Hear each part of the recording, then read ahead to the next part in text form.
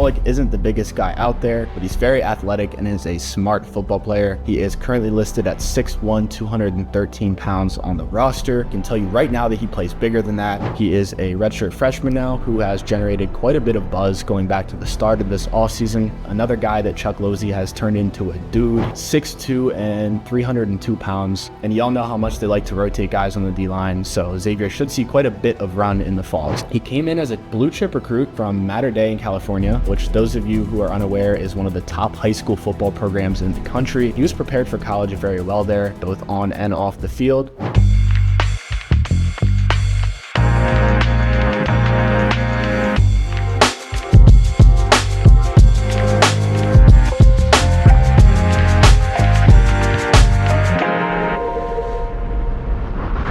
Welcome back into the Penn State Pulse, only on State Media. I'm your host, Dawson, and we are recording today on Monday, June 23rd. The majority of summer official visits are wrapping up, and the recruiting coverage will always be there. But I'm missing football a little extra today, so we are going to discuss Penn State football's highly anticipated 2025 season. I am going to go ahead and tell you the guys who I think need to be talked about more amongst this fan base, because I believe these players will easily surpass the level of hype they're currently receiving, and some will even go on to become household names amongst college football fans, in my opinion. So, starting off at quarterback, I am going to go ahead and mention redshirt sophomore Jaxon Smolik. I don't think many fans realize just how close that battle for the QB2 spot is between Ethan Gronkmeyer and Jaxon Smolik. Now that he's healed up from his collarbone injury that sidelined him last season, Smolik is genuinely pushing Gronk for the position. He's had a great spring game, great offseason, and I know it's a bit of a lazy comparison, but man, he looks just like Sean Clifford running around at that number 14. Similar to Cliff, Smolik isn't the biggest guy out there, but he's very athletic and is a smart football player. He is currently listed at 6'1", 213 pounds on the roster. I can tell you right now that he plays bigger than that. He has surprised a lot of people in Lash since getting back to 100% health, or at least close to 100%. And I'm not saying he's going to start for a few years or anything like that, but it's absolutely a possibility after Drew Aller is out the door. And Penn State fans should be talking about Jaxon Smolik more often. I have two future stars in mind that currently reside in Penn State's running back room. And notice I said future. I'm not talking Nick and Katron. These two will obviously be tucked away somewhat in 2025 with those two, Singleton and Allen, eating up the majority of those reps. But I believe these guys could step in at any point this season and shine right away. The first of those two names is redshirt freshman Quinton Martin. He is larger than what we've typically seen in PSU's backfield at 6'1" and 206 pounds. I think the staff wants to get a little more muscle on him for when he's seeing a heavier workload in the future, likely in that 215, 220 pound range ideally. But he did see a little bit of action last season as a true freshman, carrying 13 times for 32 yards and also collecting 3 receptions for an additional 18 yards. Not much, obviously, but he was a bit banged up. So that's where I really like Quinton Martin in the future as a versatile back that could be a real game changer in the pass game as well, with potential to even line up out wide once in a while. He's extremely quick and agile for his size, and has shown great ability to run routes and catch the ball. You can see quite a bit of wide receiver tape in his high school film at Bell Vernon, where he played over in Pittsburgh. I can't wait to see how he's used in Andy Kotelnicki's creative offense. I think there's a lot of ways to use this guy. The second name that I wanted to mention in that running back room is fellow redshirt freshman Corey Smith. The Wisconsin native actually got a bit more run than Martin last season, mostly because, as I mentioned, Martin was a bit banged up. But Corey really took advantage of the opportunity and showcased some of his own juice. He finished with 22 carries for 152 yards, which comes out to just under 7 yards a carry. Sure, some of you remember his long run that he broke off late in the Maryland game. He has some great speed, but on that run in particular, he sort of ran out of steam at the end and got caught. That is where Mr. Chuck Losey comes in. It looks like Corey will be more physically prepared moving forward. He came into school about a year ago weighing around 170 pounds, which when paired with his 5'10" frame, obviously won't cut it in a conference like the Big Ten. But in the latest roster update, Smith is now up to 193 pounds, So he's absolutely taking to that Penn State strength and conditioning program well and should be a very fun watch in the future. I think Corey Smith and Quinton Martin complement each other very, very well, and they may just be the next elite running back duo in Happy Valley. Moving on to wide receiver, I have two newcomers listed here. One is a veteran, one is a true freshman, but both are entering their first year with the program in State College. And the first is redshirt senior Kyron Hudson, who transferred in from USC in the winter. This is a guy who has shown productive spurts throughout his career, but was never really the guy. I've had a good amount of people asking me about who steps up as wide receiver 1 this season. And although I think it'll be more of a by committee approach for Penn State with a handful of those guys seeing good production, if I had to pick one guy to lead most of those statistical categories, it's Kyron Hudson. He is a bigger guy at 6'1", 215 pounds. Not going to consistently run past DBs for that deep ball, but I see him sort of just eating up those move the sticks type of receptions that can really add up over the course of a season. Think Parker Washington maybe, but a bigger body. We've seen it at USC. He can win those one-on-one jump balls very well. Hudson is a possession receiver that will break a long one once in a while. He's physical, mature, and just does everything right. So, yeah, Trevor Pena, he'll produce. Devontae Ross will produce. Tyseer Denmark will probably produce. And then maybe one or two more names jump in there. But when the season is over, give me Kyron Hudson to top most of those categories. So another receiver that I think may just produce some solid numbers this season is true freshman Koby Howard. The Pensacola, Florida native came in ready to go right away, which really surprised the Penn State staff. He is physically ready at 5'11", 202 pounds on the roster. From what I've heard, he's been mentally ready as well, approaching the game with a lot of maturity and coachability. He brings to the table what a lot of PSU receivers have been lacking these last few years, which is the ability to run after the catch. He has great vision, and although he's not the fastest guy, he has good short area quickness and acceleration as well. So it may be hard to crack the rotation with a lot of those veterans at the top, some of those names that I mentioned before. But I do think we'll see some Koby Howard this year, so keep that name in mind. Moving on to tight end. This is the guy that I'm most surprised that I have to mention today, but no one is talking about Khalil Dinkins, and I can't wrap my head around why. Yes, the Penn State tight end room is loaded with young stars, but Khalil Dinkins is the veteran leader of that room. I've seen Luke Reynolds in particular getting a ton of media attention, and for good cause. He's going to be great. Even from national outlets that are sort of just penciling Reynolds in as the starter. And Luke is going to play this year. He's going to play a lot, especially in that 12 personnel that AK loves to run. But Khalil Dinkins is probably the starting tight end for Penn State in 2025. He has become an absolute force with blocking. He's one of those guys that you turn on the tape and it just looks like he enjoys putting dudes in the dirt. And we saw it last season. He can get open and catch the football. Give me Khalil Dinkins leading the Penn State tight end room in 2025. Stop disrespecting the name. Thank you very much. Shifting over to the offensive line, the first guy I want to mention is sophomore Cooper Cousins. He played a ton last year as a freshman, and he will start this year at one of those guard spots. You can also play center in a pinch. That cross-training is something that Phil Troutline likes to do for the versatility factor, and Coop is one of those guys that can move around on the interior if needed. This dude is a mountain. He is 6'6", 311 on the roster. He's a dancing bear, great footwork.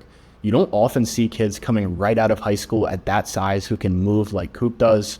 The Erie native is going to be one of the top guys on what should be an elite Penn State offensive line in 2025. And he'll do so as just a second-year player. Another guy on that offensive line that could scoot over to play center in a pinch is fellow Mountain Venga Ioane. A lot of you probably know him as Annie Kondonicki, as the guy that AK decided to send in motion against UCLA, which I think he just literally picked his heaviest starting lineman. But he sent him in motion against UCLA to just smack that poor defender on the edge. On that, I think it was just an inside zone run with Katron Allen or something like that. It was like a 4-yard game, but everyone was freaking out because Venga pancaked somebody. But he's currently listed 6'4", 330 pounds. I know that he has played at close to 350 and will likely put some of that weight back on before the season starts. He is one of those players that can just hold a ton of weight on his frame and still look relatively lean and still move really well. Similar to Cousins, he has great footwork. He can move for his size. So probably a top 10, maybe top 5 guard in college football this year, and a day 1 or 2 draft pick in the spring. Venga, you want to get familiar with the name. Jumping across the ball to defense, we are going to start at defensive end with veteran Zuriah Fisher. He is primed to start across from Denai Dennis Sutton, and I don't think he's getting enough attention, especially from this Penn State fan base. This is a guy who has had multiple season-ending injuries. Unfortunately, he just has not been able to catch a break in that department, but has continued to battle back and is now healthy and ready to go. If you're picking one guy on the team to really root for personally, it should be Zuriah Fisher, in my opinion. He is up to 6'3", 258 on the roster. You saw the production back in 2023 when he was able to burn some reserve reps. Fisher put up 17 tackles, 4 tackles for loss, 3.5 sacks, and a fumble recovery. So, I mean, in this age of college football where guys are lunging at whatever shiny new opportunity knocks at their door, you have Zuriah Fisher, who has dealt with multiple terrible injuries, has stuck with Penn State through it all, and is now ready to go showcase his talents in year 6 with the program. It's easy to root for this guy, and I think it finally pays off in a big way for Zuriah Fisher in 2025. We're going to stay in that D-end room, and a lot of you already know how I feel about this name. True freshman Yvonne Kamaju is going to be a ball player, guys. I wasn't necessarily expecting it to be this year. I wasn't expecting to see a ton of him this season, but with Max Granville going down, I think we will.